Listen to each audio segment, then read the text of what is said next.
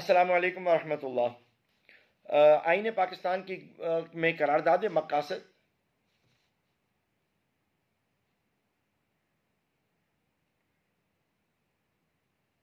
بسم اللہ الرحمن الرحیم۔ السلام علیکم محترم سامعین، آج آئین پاکستان 1973 میں قرارداد مقاصد اور اس میں شامل اسلامی دفعات کے حوالے سے ایک اجمالی جائزہ پیش کیا جائے گا، جس میں بالخصوص امت مسلمہ سے پاکستان کے تعلقات کے فروغ کے حوالے سے بات ہوگی۔ 1970 کے اندر یحییٰ خان کے دور میں ملک میں پہلی دفعہ انتخابات کروائے گئے، جس کی وجہ سے 16 دسمبر 1971 کو مشرقی پاکستان سے علیحدہ ہو کر بنگلہ دیش بن گیا۔ 1971 میں ذوالفقار علی بھٹو صاحب کو صدر پاکستان اور سول مارشل ایڈمنسٹریٹر کا عہدہ دیا گیا۔ اسی موقع کے اوپر سب سے اہم چیلنج پاکستان کا ایک آئین بنانا بھی تھا۔ 17 اپریل 1972 کو قومی اسمبلی نے مسودہ آئین کی تیاری کے لیے ایک کمیٹی تشکیل دی، جس نے شب و روز کام کر کے 2 فروری 1973 کو دستور کا مسودہ قومی اسمبلی میں منظوری کے لیے پیش کیا۔ قومی اسمبلی نے 12 اپریل 1973 کو اسے متفقہ طور پر منظور کیا اور 14 اپریل 1973 کو اسے نافذ کر دیا گیا۔ محترم سامعین، یہ آئین بالکل ایک خصوصی اہمیت کا حامل ہے، کیونکہ یہ پہلا آئین ہے جو آئین اسلامی دفعات، نہ صرف اسلامی دفعات بلکہ اسلامی سوچ کو اجاگر کرتا ہے۔ پاکستان ایک نظریے کے اوپر وجود میں آیا۔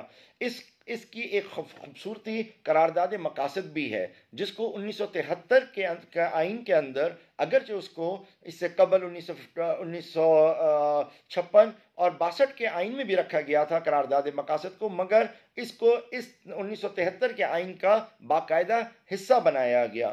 قرارداد مقاصد ہمیں مکمل طور کے اوپر ایک راہ متعین کرتا ہے کہ ہم پاکستان کو کس طریقے کی ایک اسلامی فلاحی مملکت بنانا چاہتے ہیں، اور فلاحی مملکت کا کام کیا ہوگا کہ وہ اپنے اسلامی برادر ممالک کے ساتھ ان کے تعلقات کیا ہوں گے۔ اس سے قبل محترم سامعین کہ ہم مزید گفتگو کو آگے لے کے جائیں، ہمارے لیے ضروری ہے کہ ہم اسلامی دفعات جو کانسٹیٹیوشن کے اندر، آئین کے اندر، ان آرٹیکل نمبر 2 to 7 کے اندر بڑی تفصیل سے بتایا گیا، اس کا ایک جائزہ لیتے ہیں۔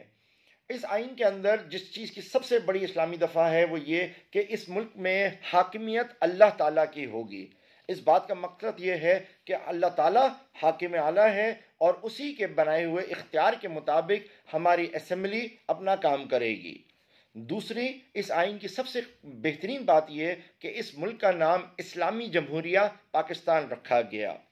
اس ملک کا سرکاری مذہب 1973 کے آئین کے مطابق سرکاری مذہب اسلام کو قرار دیا گیا۔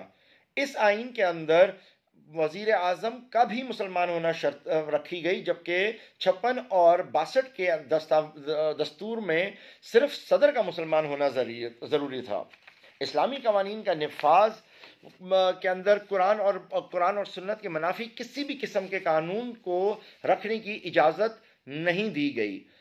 اسی آئین کے اندر قرآن اور سنت کی پیروی کو لازم قرار دیا گیا تاکہ لوگ اپنی زندگی انفرادی اور اجتماعی طور کے اوپر قرآن اور سنت کے مطابق اسلام کے سانچے میں ڈھال سکیں۔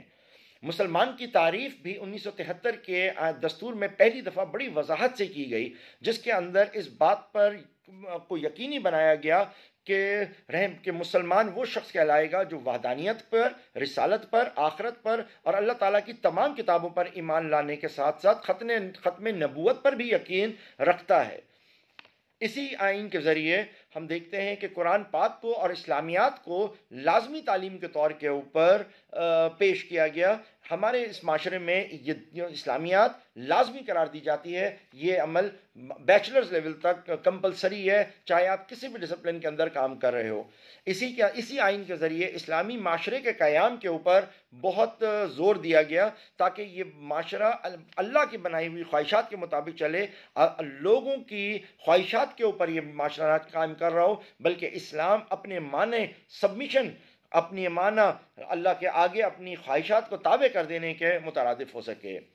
اسی آئین کے ذریعے قرآن پاک میں سے غلطیوں کی غلط چھپائی، ان کی طباعت کو روکنے کے لیے خاص ایک انتظام کیا گیا کہ کسی بھی قسم کا کوئی غلط انداز میں، غلط طریقے سے کسی حرفی یا تہجی یا اس کے ترجمے کے اندر غلطی نہ ہو قرآن پاک کی، اس کے لیے باقاعدہ ایک اشاعت کی گئی۔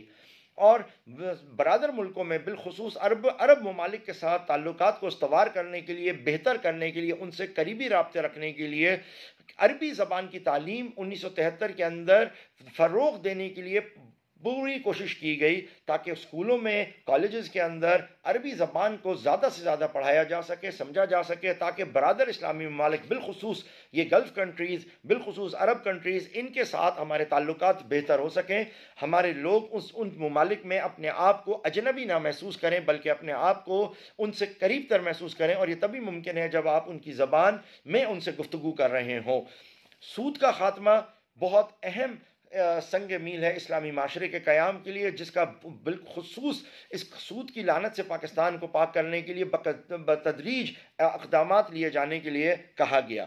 زکوٰۃ اور اوقاف کا نظام پاکستان کے دستور 1973 میں بڑے واضح طور کے اوپر اس عمل کی طرف ہمارے کو اشارہ دیتا ہے کہ زکوٰۃ اور اوقاف کا نظام پاکستان میں ایک مثبت انداز میں ہوگا۔ ہم دیکھتے ہیں کہ یہ سلسلہ آج بھی جاری ہے۔ بیت المال کے اندر زکوٰۃ کے سلسلے میں ہم پاکستان میں بہت سارے لوگوں کو بہت ساری ریلیف لیتے ہوئے، حاصل کرتے ہوئے دیکھتے ہیں۔ بیت المال کے ذریعے ہم حاصل کرتے ہیں، اوقاف کے ذریعے کہ لوگ کتنی آسانی کے ساتھ اپنی مذہبی رسومات اور دوسری دیگر معاملات کو انجام دے رہے ہوتے ہیں۔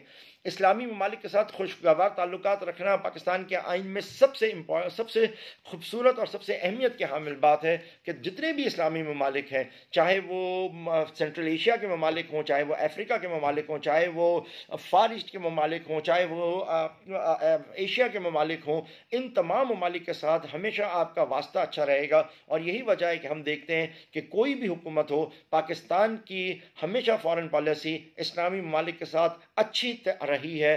ہمیشہ ان کی مدد کے اندر، چاہے وہ زلزلہ ہو، چاہے آسمانی کوئی اور آفت ہو، سمندری آفت ہو، یا کسی بھی قسم کی قدرتی آفت ہو، چاہے ممالک میں کسی قسم کا کوئی مسئلہ ہو، پاکستان اور پاکستان کے ادارے فوری صورت میں ان اسلامی ممالک کے لیے بے چین ہو جاتے ہیں۔ حال ہی کے اندر ترکی کے اندر، شام کے اندر، سیریا کے اندر آنے والے زلزلے کے اندر بھی ہمارے وزیر اعظم پاکستان گئے اور انہوں نے جا کے بھرپور ریلیف کے اقدامات لیے۔ یہ اس آئین کا مظہر ہے، اس آئین کی خواہش ہے جس کے تحت 1973 کا یہ آئین بنایا گیا تھا۔